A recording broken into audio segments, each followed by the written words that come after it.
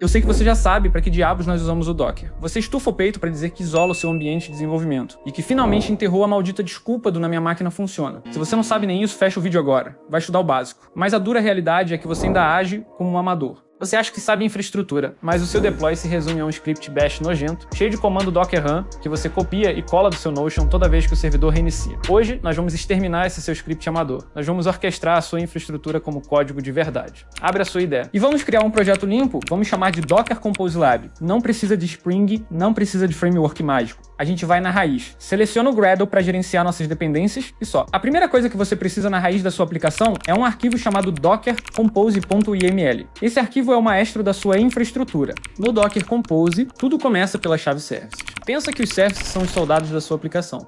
Vamos declarar o nosso banco de dados. Vamos declarar o nosso serviço como database. Abaixo dele, nós cravamos a chave image. É ela que obriga o motor do Docker a realizar o pull automático da rede para construir o seu container. E não pegue lixo de fóruns obscuros. A sua única fonte confiável de imagens base é o registro oficial, o Docker Hub. Nós vamos usar a Postgres com a versão 18 Alpine. E grave isso na sua alma. Se você subir uma imagem com a tag laytest em produção, a sua infraestrutura vai quebrar na primeira atualização cega de dependências. Seja um engenheiro, crave a versão exata da tag ou nem comece a escrever o arquivo. E a porta? A gente precisa expor a porta 54322.5432.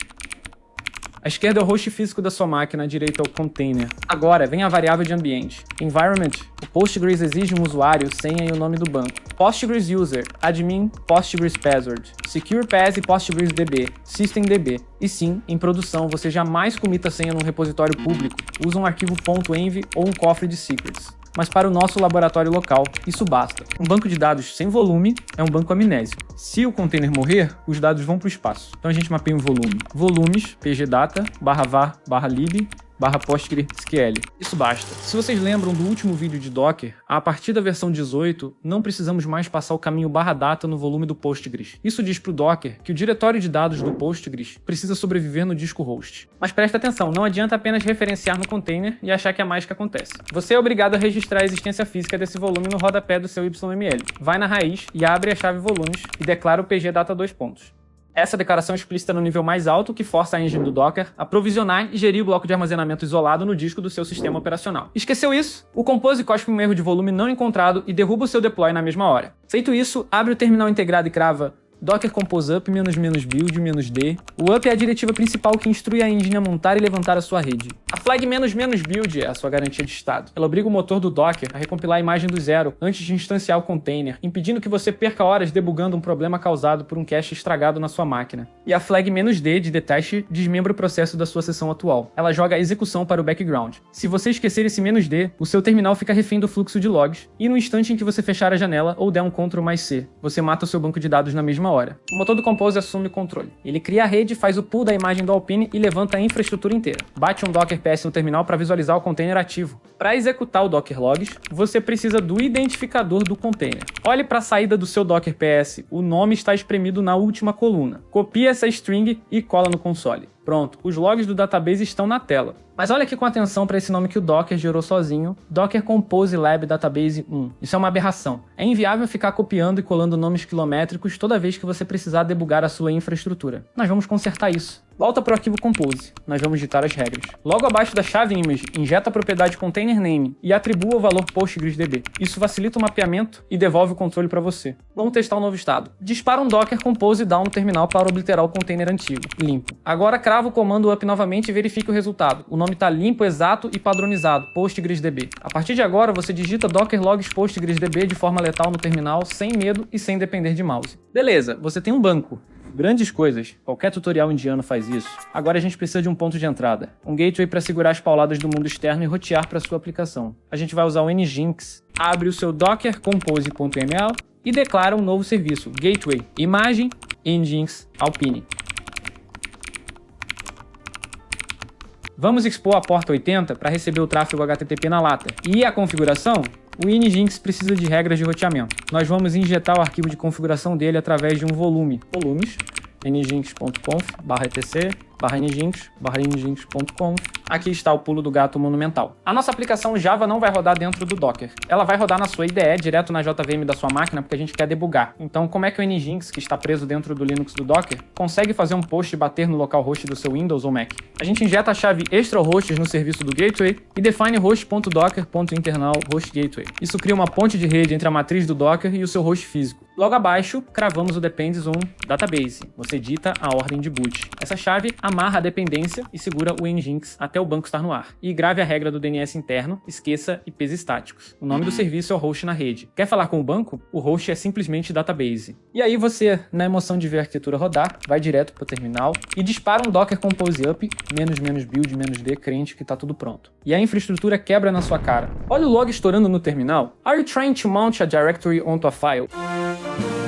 O que aconteceu aqui? Como o arquivo nginx.conf ainda não existia fisicamente na raiz da sua IDE, o daemon do Docker assumiu que você queria montar um diretório e criou uma pasta vazia com esse nome. Esse é o erro clássico de quem faz deploy com pressa. Apaga essa pasta falsa que o Docker gerou. Cria o arquivo de texto nginx.conf real na raiz do projeto e vamos escrever a inteligência do proxy. Nada de copiar blocos inteiros sem entender. Abre o bloco Events e dita Worker Connections 1024. Isso define o limite de conexões simultâneas por worker. No bloco HTTP, você instancia o server e manda ele escutar na porta 80 com list em 80. E agora, dentro de location barra, vem a magia negra do roteamento. Você crava o proxy pass http host.docker.internal 8080. O que isso faz? Ele intercepta o tráfego que bateu no container do Nginx e arremessa de volta pelo túnel diretamente para a porta 8080 da sua máquina física. Logo abaixo, injetamos os headers host e xreal-ip. Isso é mandatório. Sem eles, o seu backend Java vai achar que todas as requisições do mundo nasceram do IP do Nginx, destruindo a sua rastreabilidade. Agora sim, derruba o estado corrompido com o Docker Compose Down.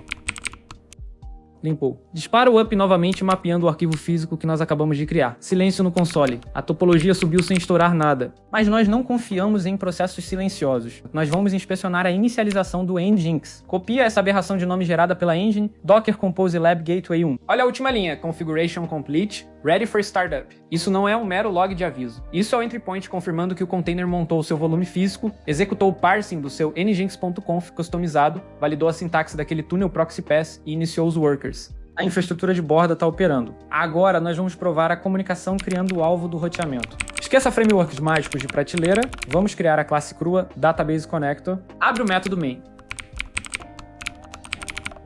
O primeiro passo para estabelecer essa conexão é resgatar as credenciais que nós cravamos no arquivo YAML. Nada de chumbar senha no código. Nós vamos mapear dbhost, dbport, dbuser e dbpass. Para extrair isso de forma limpa, nós usamos a ponte direta com o sistema operacional através da chamada system getenv getYourDefault. A lógica aqui é letal. Se a variável de ambiente existir durante o deploy, a JVM a consome. Se você rodar o processo solto na IDE para debugar, o método assume o nosso valor de fallback local. Com as variáveis em memória, nós montamos já a string de conexão. E pelo amor da engenharia, pare de concatenar variáveis com sinal de mais igual a um amador. Use o string.format. O driver JDBC exige uma assinatura inflexível, o protocolo JDBC, PostgreSQL, seguido da injeção do host e da porta.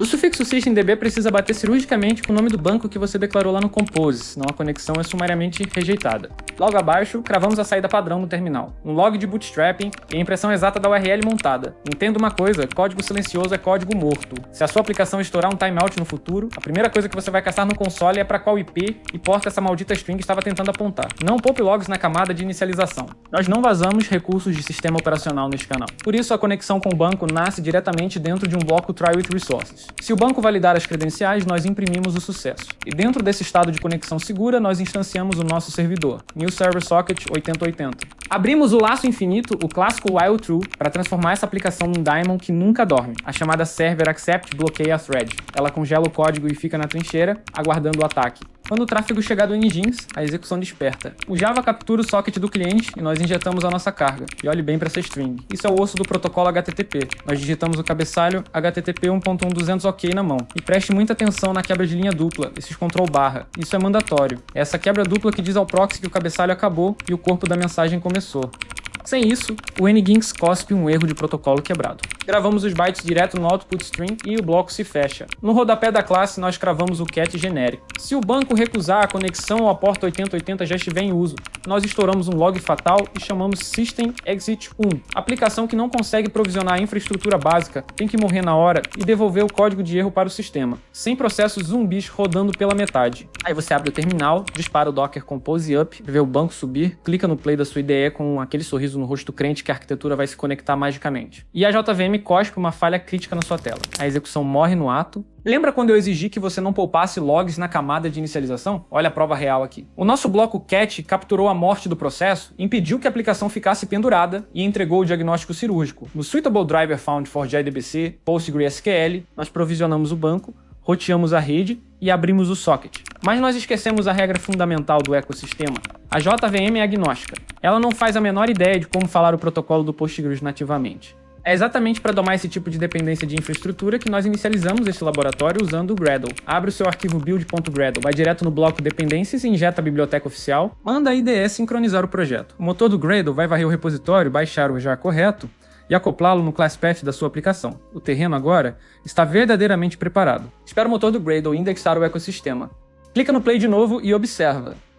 O back-end respirou, a conexão com o banco de dados via rede Docker funcionou e a porta física está aberta. Mas nós não confiamos apenas em logs da IDE. Nós vamos testar a porta da frente como um cliente real faria. Abre o terminal e dispara curl -i http localhost /status. A flag -i é obrigatória aqui. Nós queremos ver os headers que o gateway vai cuspir de volta. Bate o enter. O handshake acontece. Olha para a resposta, HTTP 1.1.200 ok. E aqui está o detalhe que separa quem entende de redes de quem só copia tutorial, o header server nginx. Isso é a prova de conceito absoluta. O seu comando bateu no localhost físico, foi sequestrado pelo proxy isolado dentro do container Docker, roteado através da ponte-host.docker.internal e arremessado de volta para sua JVM crua no host. Mas nós não terminamos. Engenheiro de verdade não deixa lixo rodando em background, nem volume órfão apodrecendo no disco. Crava o comando definitivo, Docker Compose down -v. Presta atenção na flag -v. Ela é letal. Ela não apenas derruba os containers e a ponte de rede, ela oblitera o volume de dados do Postgres que nós mapeamos. Ela destrói o estado. O seu ambiente volta a ficar virgem e padronizado para o próximo deploy. Você acabou de orquestrar banco de dados, proxy reverso e roteamento cruzado local, sem usar um único comando Docker Run avulso e sem framework escondendo a rede. O laboratório de hoje validou o roteamento de borda. Mas se você acha que essa arquitetura está pronta para deploy, você não entendeu o princípio básico da containerização. Rodar o backend solto na sua IDE, usando o tunnel host.docker.internal, é uma muleta estritamente local para debug. Em um servidor de produção real, sua máquina física não existe. O seu IntelliJ não existe. O SDK do Java que você instalou na mão não existe. No próximo episódio, nós vamos arrancar esse processo do seu sistema operacional. Nós vamos escrever um Dockerfile do absoluto zero. Nada de copiar templates genéricos. Vamos desenhar um multistage build letal, compilar o artefato binário na esteira isolada, centralizar as variáveis de ambiente, destruir o lixo da compilação e injetar a imagem nativa direto no nosso arquivo do Compose. Se o seu código só funciona na sua máquina, você não tem um software, você tem um gargalo de infraestrutura.